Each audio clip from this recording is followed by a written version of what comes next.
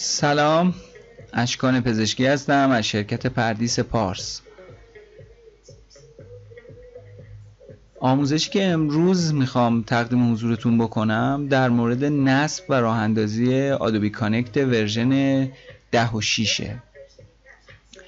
اگر قبلا ما رو دنبال کرده باشین حضور ذهن دارید که ما در راجع به نصب و راه اندازی آدوبی 9 و 8 توضیح داده بودیم، ولی متاسفانه حالا به هر دلیلی گویا ریپورت شده به یوتیوب و یوتیوب این ویدیو رو حذف کرد. حالا چرا من واقعا نمیدونم، فکر میکنم به خاطر داستان کرک نرم افزار باشه، ولی به هر صورت ما مجدداً گفتیم چه بهتر میایم ورژن جدیدتر رو بحث آموزشیش رو انجام میدیم، آپدیت میشیم و یه کار جدیدتری رو هم میکنیم که خب خیلی خوبه دیگه به نظر من.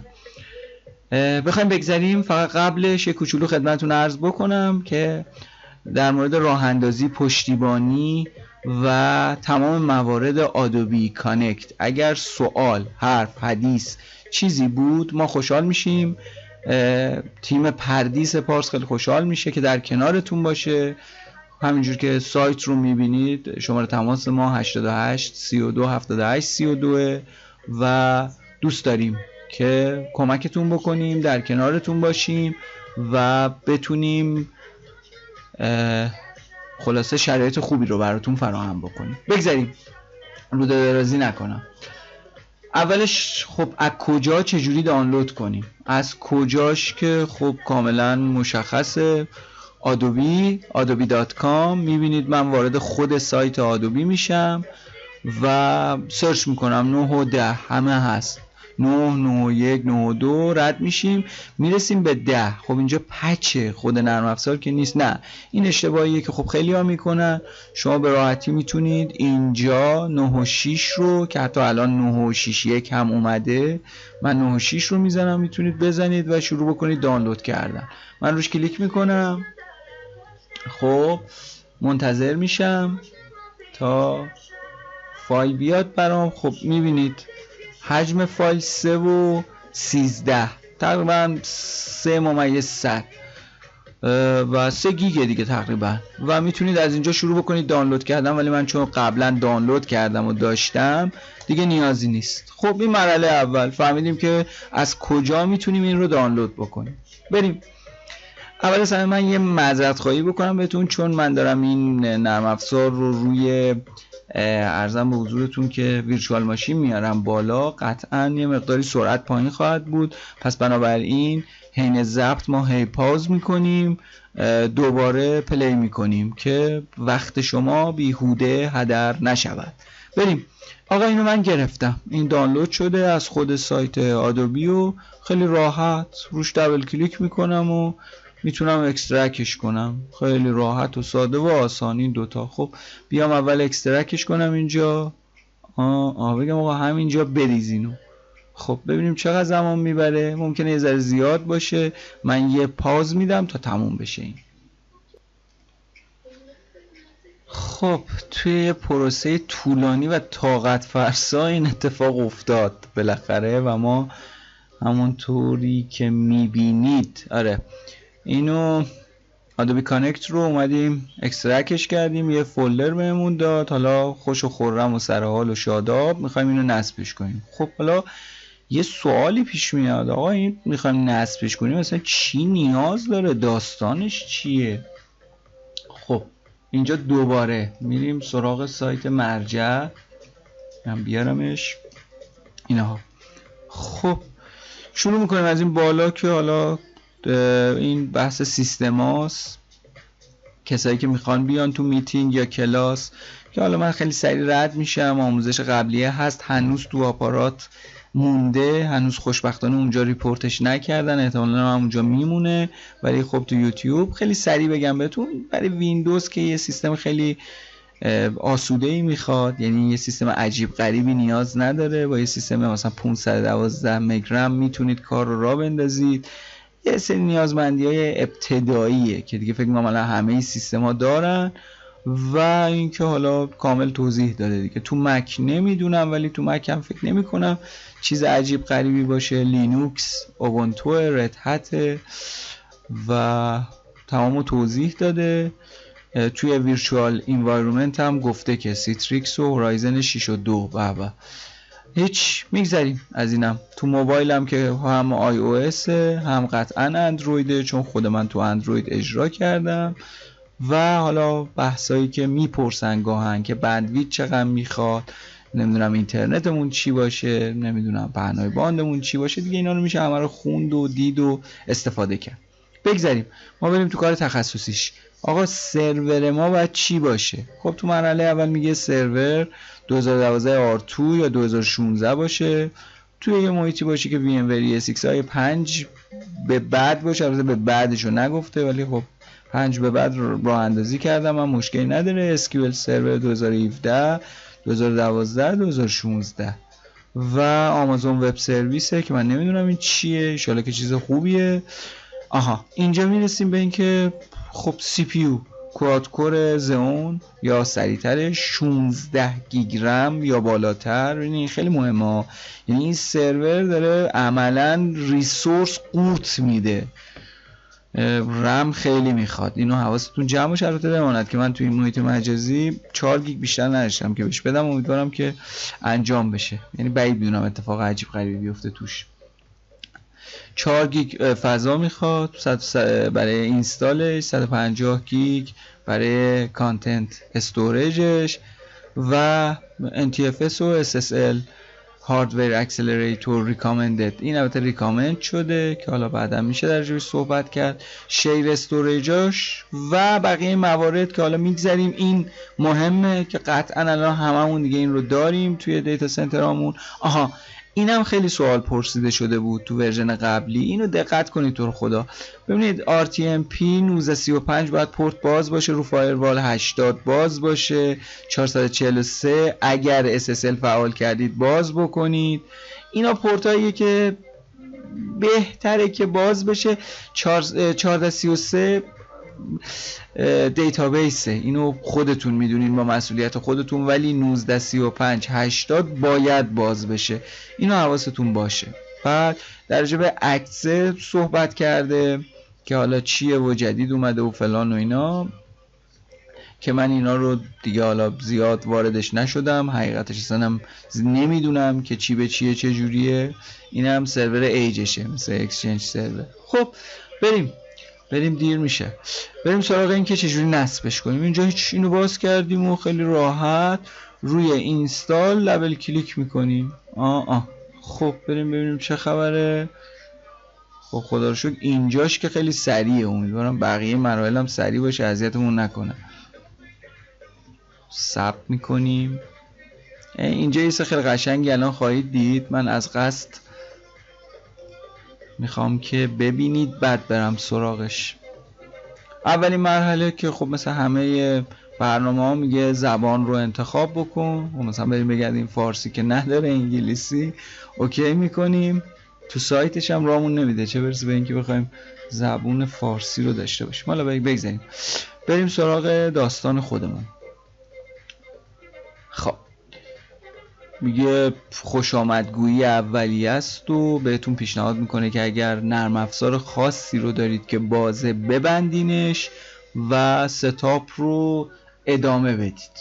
خب ما هم همین کار رو میکنیم، نکست میکنیم. اینجا فکر میکنم بله میگه که Adobe Connect is not supported. خب ساپورت نمیکنه OS تو، همون جوری که خوندیم نوشته بود که ویندوز 2012 R2 و ویندوز سرور 2016. البته اینجا R2 هم ننوشته. خب بریم ببینیم ویندوز ما چیه داستانش که نمیذاره.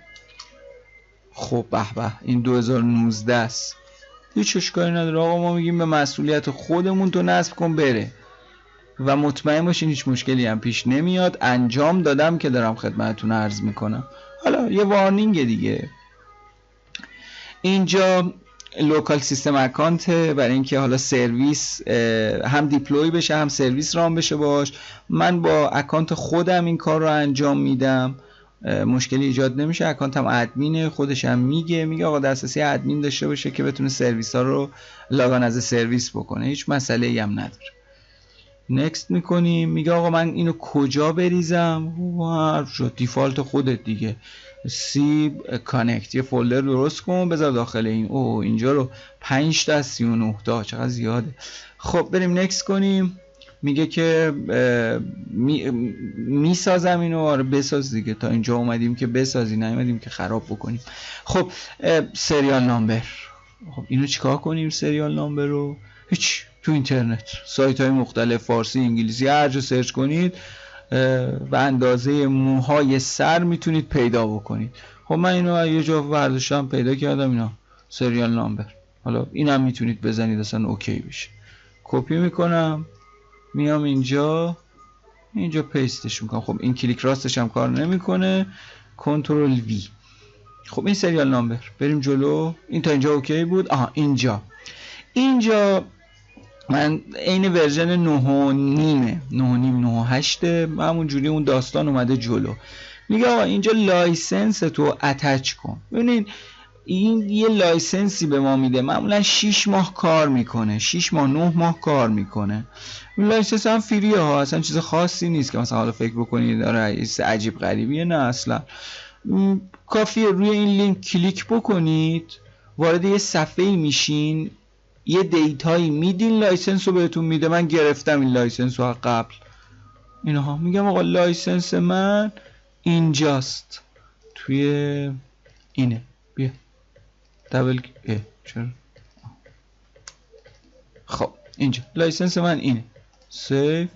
برو ببینم کار میکنی یا نه. آره کار میکنه. خب اینجا اونایی که قبلا کار کردن که میدونن آقا این داستان مثلا نصب کردن اکسچنجه، این نصب کردن هورایزنه، یه سری رولاس، خودش میگه رول، یه سری سرویس هاست. مثلا ادوبی کانکت سرور باید باشه، ادوبی مدیا گیتوی دست خودتونه، اگه میخوایم وصلش بکنید به وایس فلان کاری نداریم. آوایا و اینترکال و یه سری تلفن ها که مثلا حالا میاد با این اینتگریت میشه احتمالاً.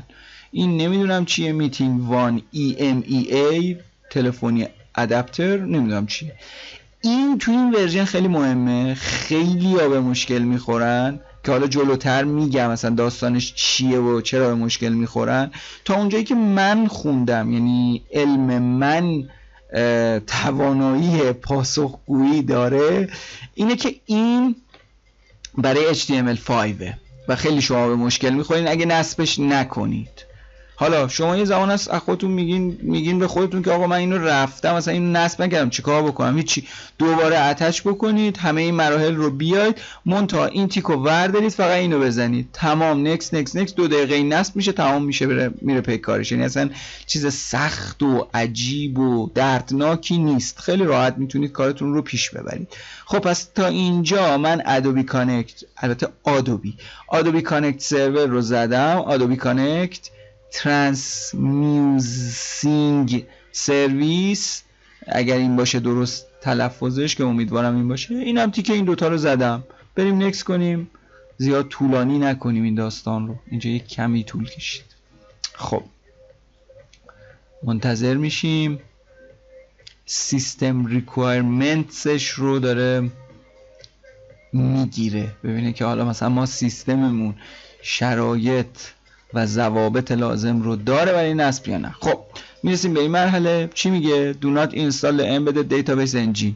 اگه دیتابیس دارین تو مجموعتون SQL، خب آره براش تعریف بکنید و مراحل رو طی بکنید. من ندارم، میزنم آقا اینو نصب بکن.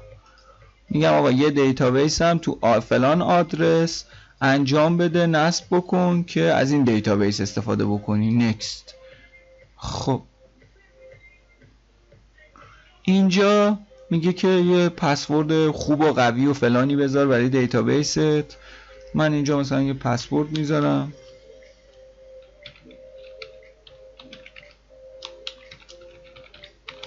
خب این پسورد رو من یادداشتشم میکنم که بتونم یادم نره. یعنی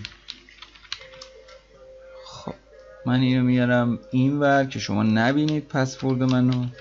خاله پسورد دیگه نبود.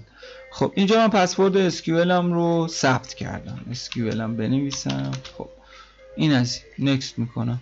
به به. خب اینو قبول نکنم، میگه آقا این به اوضاعش خرابه پسوردی که دادی. باش بیا من یه پسورد دیگه میدم، ببینیم اینو قبول میکنه یا نه. امیدوارم اینو قبول کنه. قبلیه هم بگم پسورد مایکروسافت بود، دیفالت مایکروسافت. اینم قبول نکنه، هیچ اشکال نداره. چه جالب، تو این ورژن خیلی قوی شده تو این زمینه. خب یه پسورد خیلی خفنی دیگه گذاشتم دیگه، اینو قبول کرد دیگه، نتونست به این نبگه. خیلی پسورد. من اینجا اینو ثبتش هم بکنم. خب هیچ تمام شد. این هاستمون که لوکال هاست دیتابیس داره اینجا، نه پورتش 1433 SQL. دیتابیس نیممون بریزه اگر اشتباه نکنم، یوزرمون SA و پسوردی که من دادم پسورد خفنه. اینو نکست میکنیم و خب اکانت نیممون enter the name of your Adobe Connect Server installation. یه اسم بده براش. من میدم مثلا، مثال میزنم Adobe Admin مثلا. این دیگه دست خودتونه، چیز خاصی نداره. اینجا خیلی مهمه، میگه Adobe Connect هاستت رو بده، ستاره هم داده که حتما باید پرش کنین. میگه enter the FQDN fully qualified domain name of your Adobe Connect server do not include فلان. حالا میگه HTTP شو نزن ولی FQDN شو بده. یه مثال هم خودش زده، گفته که آقا connect.mycompany.com. خب من اینجا اسم سرورم هاستم میتینگه. اینجا رو نگاه کنی، اینهاش کامپیوتر نیمم میتینگه، فول کامپیوتر نیمم meeting.pardizparse.com. خب من اینو فول میدم دیگه، باید فول FQDN بدم دیگه.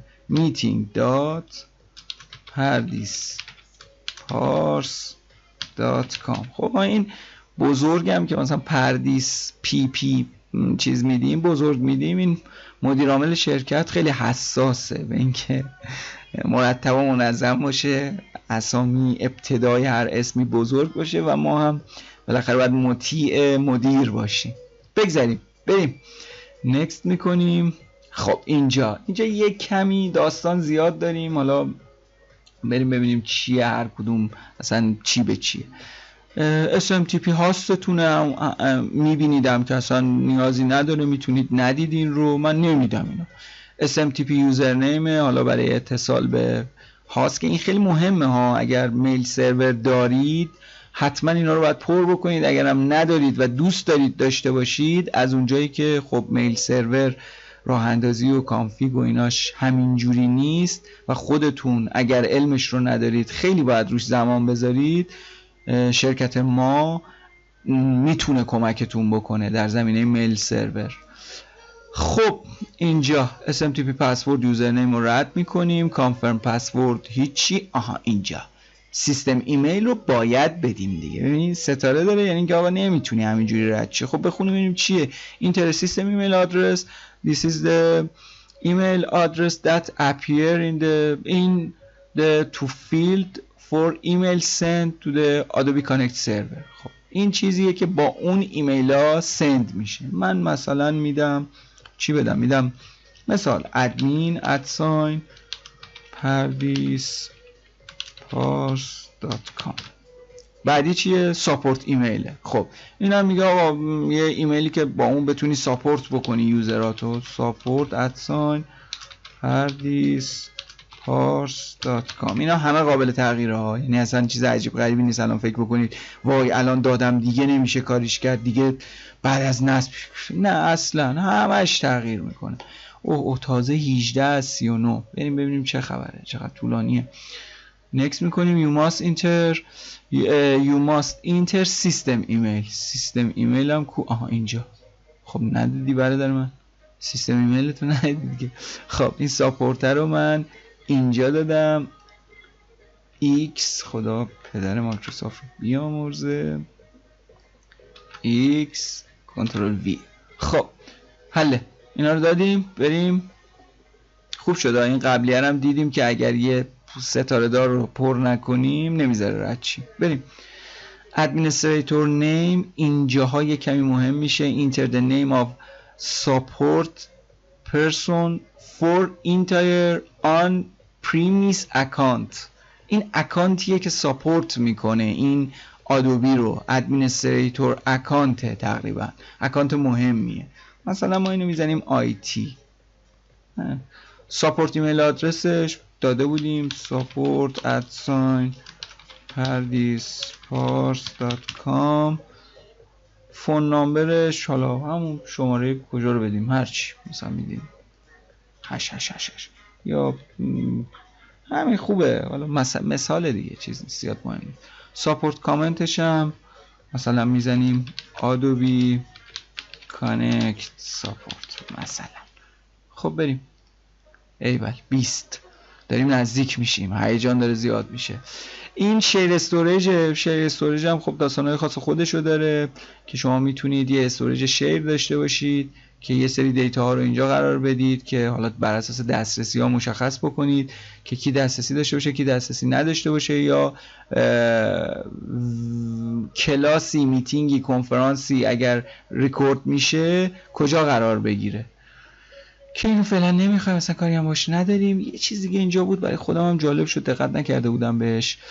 percentage of total disk size.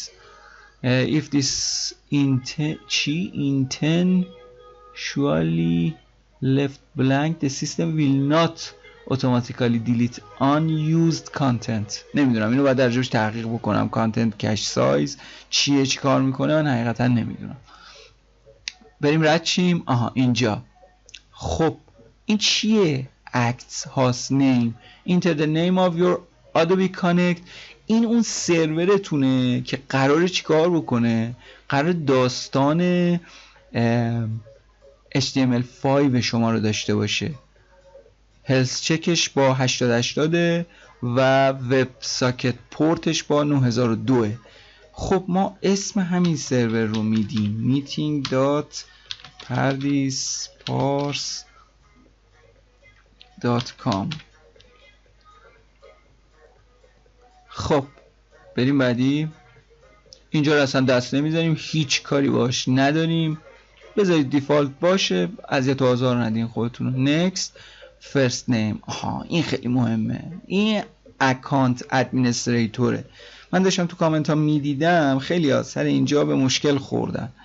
این اکانتیه که با این شما میتونید لاگین بکنید توی داستان مدیریتیش، تو وب ادمین کنسولش. این خیلی مهمه. حالا من با اجازه اسم خودم رو میدم، اشکان پزشکی. ایمیلم هم میدم pezeshki@pardispars.com. پسورد، همون پسورد خفنه رو میدم که برای دیتابیس دادم که هر دوش یکی بشه دیگه اذیت و آزارم نداشته باشم. خب بریم تکرار پسورد. خب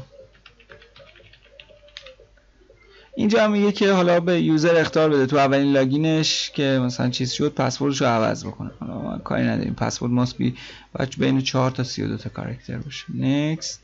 به به به به، رسیدیم یه دفعه به مرحله 36 حالی داد. هیچ، اینجا همه رو داریم و میریم که داشته باشیم برای نصب.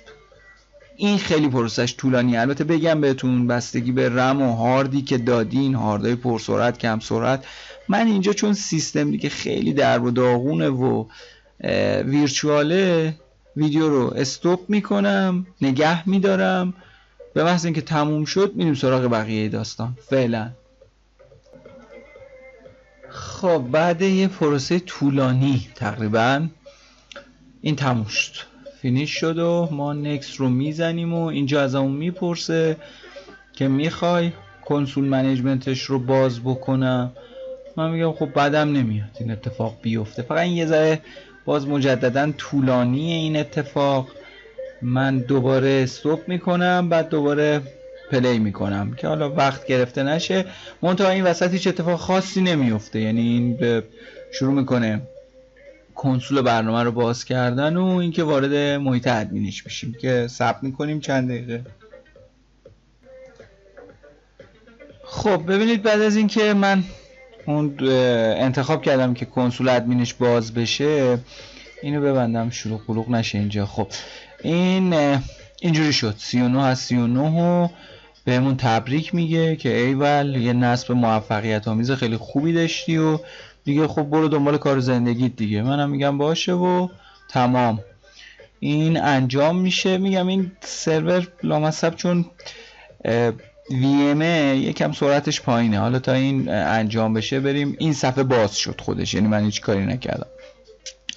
این اطلاعات رو اینجا میبینید، مشاهده میکنید که استاتوسش اکتیوه و سریال نامبرش اینه و دیتابیس هاستش و همون جوری که حالا توی مراحل نصب دیدیم آدوبی کانکت هاستمون میتینگ، سیستم ادمینمونه، ساپورتمونه، بعد فیچرامون رو بهمون میگه دیگه. سیستم فیچرمون بندویت پر مانت آن لیمیت و دیسک یوزیجمون آن لیمیت و ترینینگ و میتینگ و همه رو کامل توضیح داده به ما. سمینار و ایونت منیجمنت رو که حالا توی این نسخه‌ای که ما داریم اینا رو نداره. سمینار و ایونت منیجمنت و MP4 کانورژن رو نداره متاسفانه، ولی اینا رو داره و اینا هم کار را بندازه. حالا مگر بخواین کار عجیب غریب و خاصی انجام بدیم.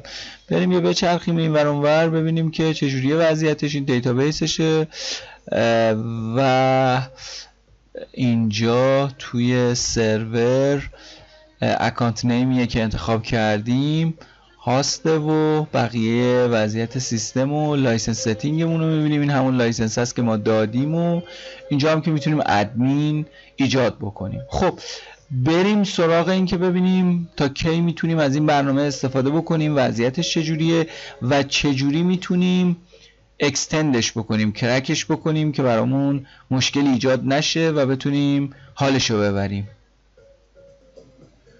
خب حالا میام روی یه سیستم کلاینتی میزنم meeting.pardispars.com. این صفحه میاد، صفحه لاگین کلاینت هاست روی برای اینکه بتونن وارد کلاس بشن یا حالا هرچی. یوزرمو میزنم. یوزر فکر میکنم آره دیگه پزشکی بود، پزشکی پردیس @pardispars.com با اون پسورد خفنه. آخ اشتباه شد، عادت ندارم به این پسورد. خب بریم ببینیم که میتونیم لاگین. بله چه سرعتش هم خوب شده. خب بریم ببینیم چه خبره اینجا. قبل از اینکه بریم ببینیم چه خبره میریم تو تب ادمنستریشن. اینجا ببینید نیم که انترپرایز اکانت، دومینش البته دامین meeting.pardispars.com زبان انگلیسی، تهران 3 ساعت و نیم مثبت. این مهمه. ببینید 3/9/2020 تقریبا 5 ماه دیگه، همون 6 ماه دیگه، حالا بگیریم 6 ماه 6 ماه دیگه این اکسپایر میشه. خب چه باید کرد؟ اینجا میریم سراغ اون داستانی که باید بریم برگردیم تو سرور ببینیم چه خبره که بهتون بگم چی کار باید بکنیم. خب میریم سراغ کرک برنامه. اول از همه اینو در نظر داشته باشین که کرک دقیقاً این نسخه های قدیمیه. خب حالا باید چی کار بکنیم؟ اول از همه ما SQL Management Studio رو نصب میکنیم که من این کارو کردم اینجا و اجراش میکنم. اینو بعداً هم لازم داریم که حالا میگم خدمتون چرا نیاز داریم. اول از همه بریم سراغ کرکش که بتونیم کرک بکنیم. کرک که نمیشه گفت، بیشتر میشه گفت اکستند میکنیم زمان استفادهمون رو.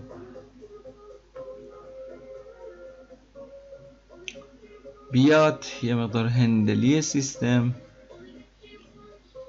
صبر رو مورد آزمایش قرار میده. خب به به تو این شرایط داره آپدیتش هم تست میکنه.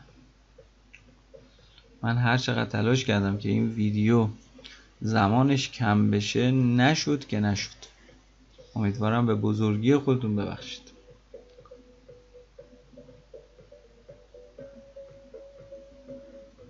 خب بله، من این منیجمنت استودیو رو روی خود این سرور نصب کردم. خب اگه یادتون باشه که ما گفتیم یوزرش اس ای، پسوردش رو گذاشتیم، پسوردی که من خیلی باش مشکل دارم. کانکت میکنیم. خب به این اسکیول وصل شد. حالا بریم ببینیم چجوری میشه کرکش کرد. میریم رو دیتابیس. خب اسم دیتابیس چی بود؟ بریزه. اینو میزنیم و میریم رو تیبلا و ما اینجا یه تیبلی داریم. اینو من یه ذره بزرگترش کنم.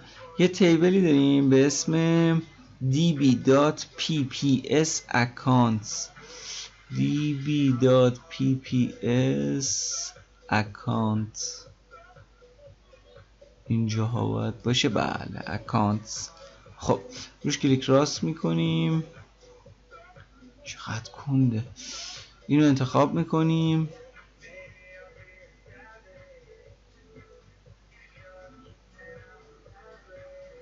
خب همچنان صبر میکنیم.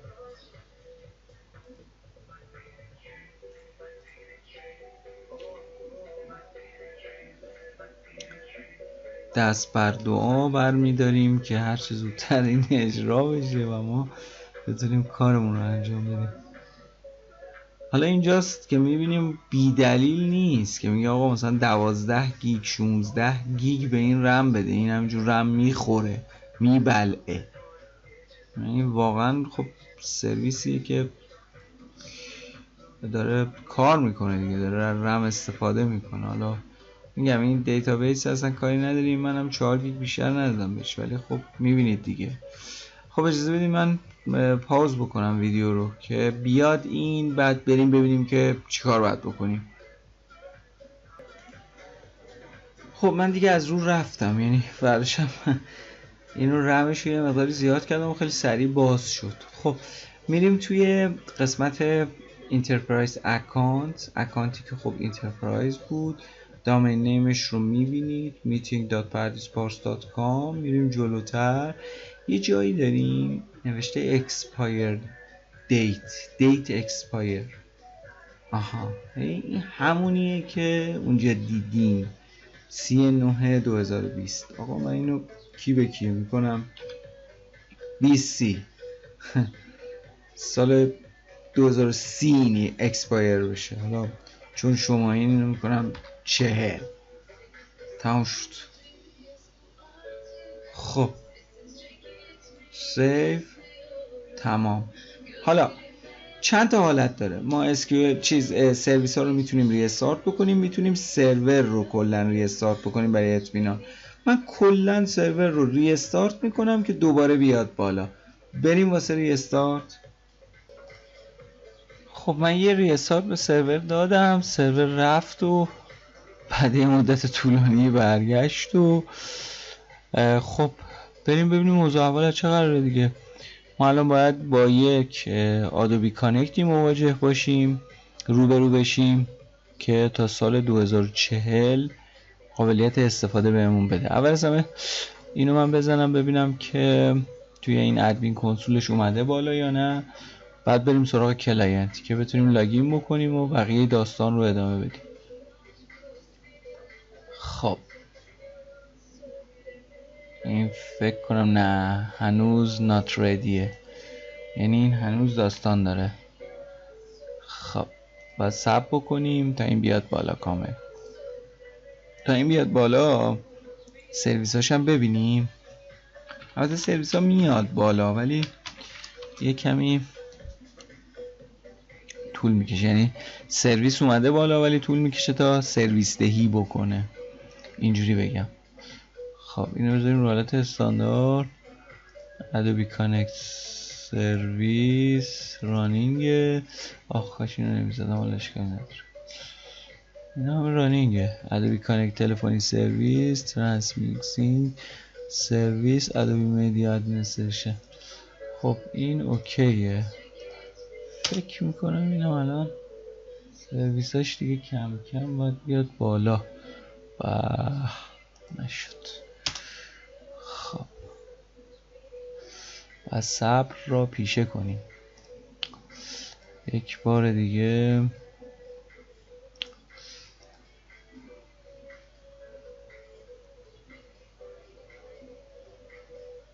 همچنان داستان داره، صبر میکنیم. خب اینم اومد بالا بالاخره، یعنی این سرویس های ما استارت شد و همینجور که داریم میبینین هیچ سرویس چیزی نداریم، مشکلداری نداریم و این اوکیه. خب بریم سراغ کلاینتمون فکر کنم اینه. آره خب اینه احتمالا من یه بار باید لاگ آف بکنم، دوباره لاگینش بکنم.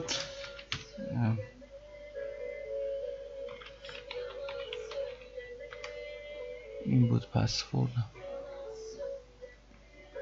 خب این نبود. خب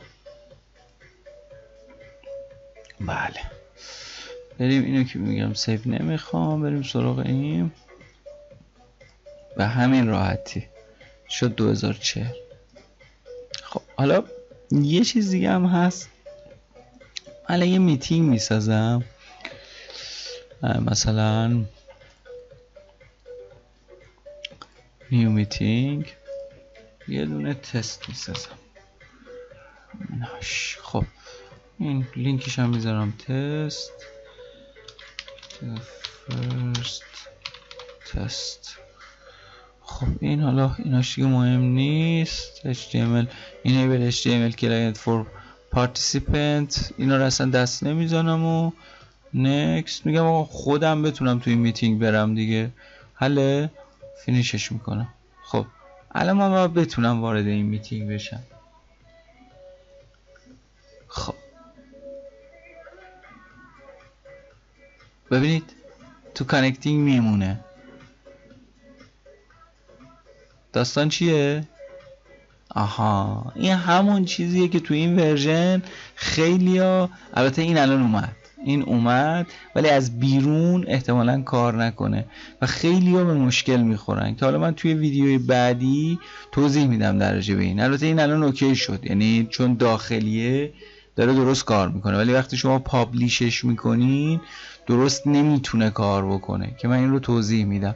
حالا این کلا اتفاقا خوبم شد، یه نمای کلی از این قابلیت هایی که این سیستم داره آدوبی کانکت در اختیار ما میذاره، آدیو، پادش، لیوت هایی که میتونیم انتخاب بکنیم و خیلی چیزهای دیگه. به هر صورت امیدوارم که از این ویدیو خوشتون اومده باشه. ورژن جدیدش رو، نصبش رو براتون توضیح دادم. تو ویدیوهای بعدی در مورد امکانات و مشکلاتی که ممکنه باهاش برخورد بکنیم توی این برنامه باهاتون صحبت خواهم کرد.